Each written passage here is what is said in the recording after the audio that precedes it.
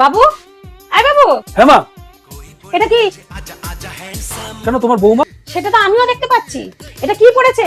জামা কাপড়। হে ভগবান, এটা তো আমিও দেখতে পাচ্ছি। ঘরের বউদের শাড়ি পরলেই মানায়। আমাদের বেলায় না এতটা ঘোমটা দিয়ে থাকতো। আজকালকার মেয়েরা না জিন্স টপ ছাড়া কিছু বোঝেই না।